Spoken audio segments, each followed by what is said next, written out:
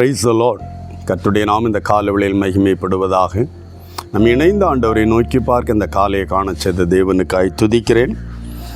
இந்த நாளிலும் ஏசாயா 61 அதிகாரம் அதனுடைய 7வது வார்த்தை, உங்கள் வெட்கத்திற்கு பதிலாக இரட்டத்தனையாய் பலன் வரும். உங்கள் வெட்கத்திற்கு பதிலாய் இரட்டத்தனையாய் பலன் வரும். நாம் எல்லாருக்கும் தெரியும், யோபுவின் வாழ்க்கையில் பெரிய ஒரு ஐஸ்வர்யவான், எல்லாராலும் கனவான் தனவான் என்று அவன் போற்றப்பட்டு அந்த தேசத்திலேயே உயர்ந்த ஒரு வசதியுள்ள ஐஸ்வர்யவான். அதே தேசத்தில் அதே ஜனங்கள் மத்தியில் தலைகுனிவு, எல்லாம் இழந்த நிலை, பிள்ளைகளும் இழந்து, நன்மைகளும் ஐஸ்வர்யம் இழந்து, ஆரோக்கியம் இழந்த நிலை. வெட்கத்திற்கு பதிலாய்.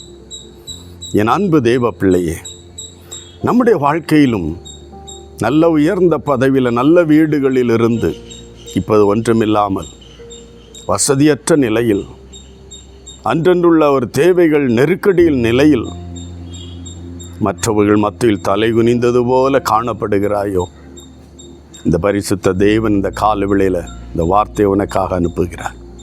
உன் வெட்கத்திற்கு பதிலாய் இழந்ததை 2 மடங்காய் திரும்பி பெறுவாய்.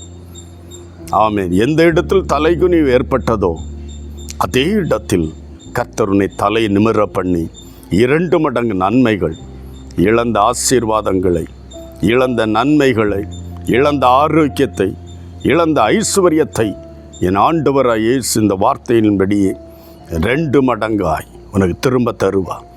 ஆமென். வெட்கத்திற்கு பதில்.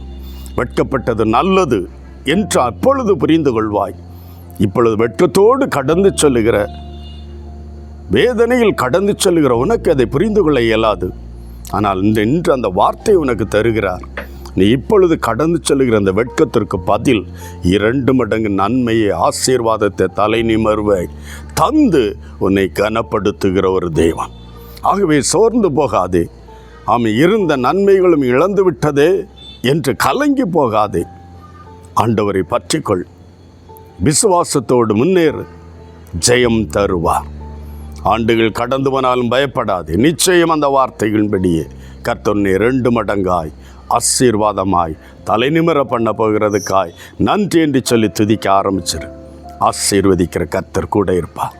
செபிக்கலாமா? அன்பு தகப்பனே, இயேசுவின் நாமத்தில் இந்த காலை வேளையில் என்னோடு இணைந்து எந்தெந்த இழப்புகள் நிமித்தம் வேதனையோடு, துன்பத்தோடு, துயரங்களோடு, கஷ்டத்தோடு, பாடுகள் மத்தியில் கடந்து செல்கிறார்களோ, ஆண்டவரே, பரிகாசத்தின் நடுவில் போகிறார்களோ, வெட்கத்தோடு கடந்து செல்லுகிற தெய்வ பிள்ளைகளாக இருக்கிறாங்களாப்பா, ஒவ்வொருவரையும் இந்த நாளில் ஒப்பு கொடுத்து செபிக்கிறேன்.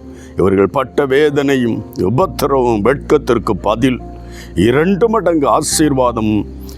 எந்த இடத்தில் வெட்கப்பட்டார்களோ, யார் மத்தியில் வெட்கப்பட்டார்களோப்பா, அவர்கள் நடுவிலேயே 2 மடங்கு ஆசீர்வதிக்கப்பட்டவர்களாய் தலை நிமிர்ந்த நிற்க பண்ண போகிறதற்காய் உமக்கு நன்றி செலுத்துகிறேன்.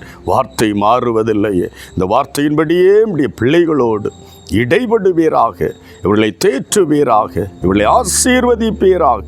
பிதா, குமாரன், பரிசுத்தாவின் நாமத்தில் ஒவ்வொருவரையும் நாங்கள் ஆசீர்வதிக்க ஒப்பு கொடுத்திருக்கிறோம்.